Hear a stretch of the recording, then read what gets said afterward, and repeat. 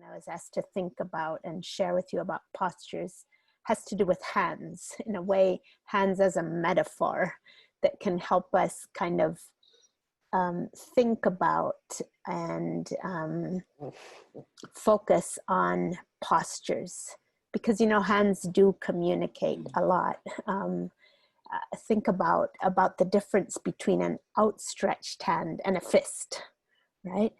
There already, there's a whole meaning of a posture of outstretched, ready to engage with the other, ready to draw near another, where a fist obviously communicates, I'm on the defensive, I'm ready here and what does that look like in terms of our postures as we engage with other people, as we approach God, even as we approach the world? The difference between a fist and an outstretched hand, or an open hand, recognizing the willingness to receive, recognizing our insufficiency. I need something. I don't have it all.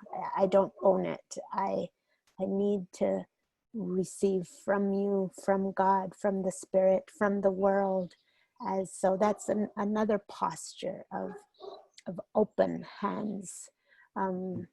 Also, the difference between a handful of stuff, so full of things that we can't receive anything else. What does it look like to have empty hands? Hands that are ready to, that are in a way divested from power, from privilege.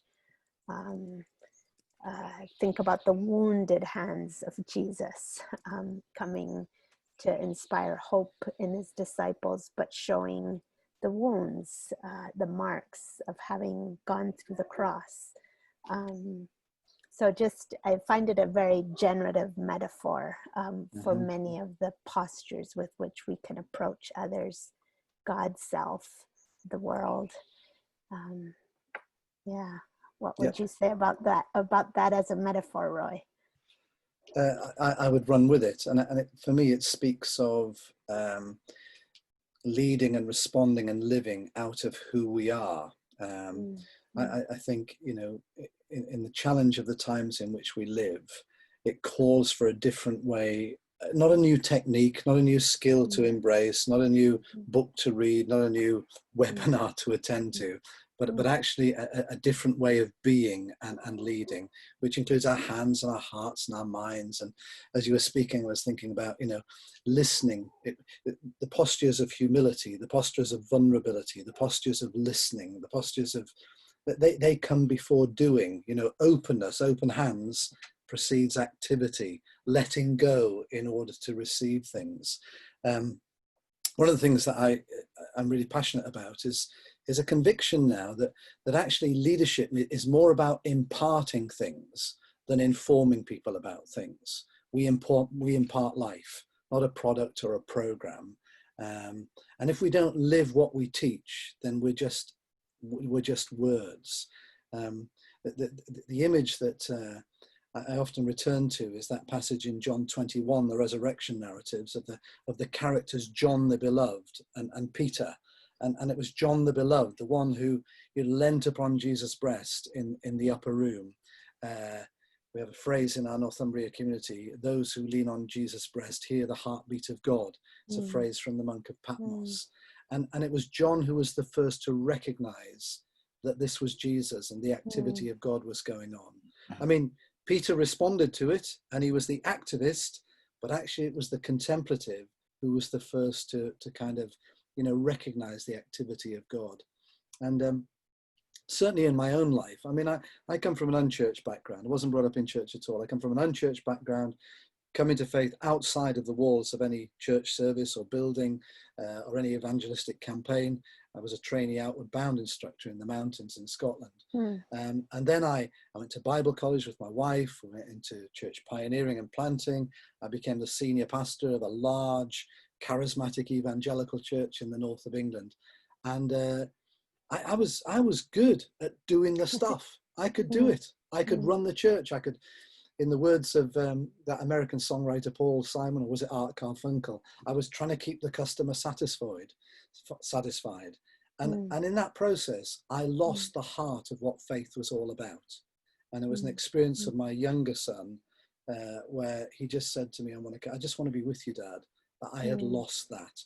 And I was leading out of accumulation of knowledge, experience, gleaning wisdom from others, practicing things, buying plug and pray products and programs. And actually I realized that leadership demands coming from a different place, a deeper place, from a more contemplative place, leading out of who we are. And I think in these times, leading out of who we are should lead the contemplative heart to embrace wisdom.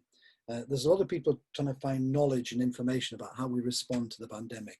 What should we do, And actually what we need is more wisdom, listening to God. And so when it comes to posture for me, I mean, my physiotherapist would be horrified at the chair I'm sitting on and the posture that I've taken to sit at this webinar. But posture is about how we hold our bodies when standing or sitting, or can be seen as an approach or attitude to life. And for me in community, that's been a rule of life. In my calling as a companion with the Northumbria community, we embrace a rule of availability and vulnerability, intentional availability and vulnerability, which is a framework for freedom. It's a posture, if you like. It's an attitude. It's an approach. It's a compass to keep me, on the right bearing. It's not a set of rules that restricts life or denies life, but it's a way of living out who I am in Christ. I think it was Benedict, don't quote me, but Benedict in his rule said something like this. It's a handbook. A rule is a handbook to make the very radical demands of the gospel a practical reality in our daily lives. And, a rule of life, if you like, is my posture. Into which you add the spiritual disciplines and the practices and the habits that lead to the transformation of life.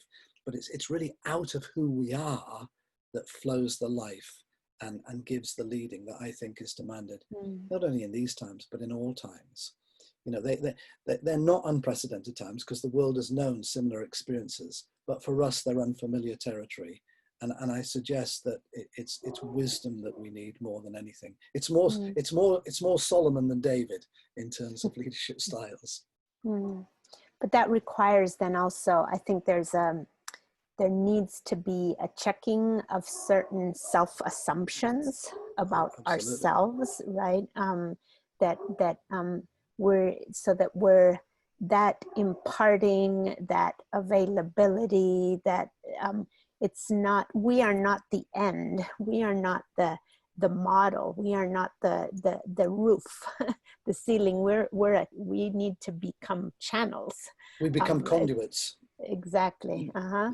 So because so much I think of the gimmicky leadership training and ethos and culture is we are the end all, we are the model. And there's the assumption that we have it all, we know it, so then we can impart. That's where I would, I'm cautious about that word, because there could be the assumption that we have it so we can give it. And in a way we're saying, well, we're also on the road. We're also on the journey, and we can just share as much as we recognize ourselves on that journey. If we believe we've arrived, then we have nothing more to impart. Absolutely. I don't disagree with you at all. What I'm trying to do in the imparting is to embrace the life that reflects the things that we seek God, we seek to love and to serve, and to get away from that model of like, we've got it, we have the information, we'll deliver it, we'll give it to you. When we operate leadership in that way, we simply mirror some of the most unhealthy characteristics, particularly of Western modernity, that we've got it. And I think we need to rediscover with humility that actually we haven't got it. We don't have monopoly on truth. We follow the one who is the truth, but we don't have the monopoly on truth.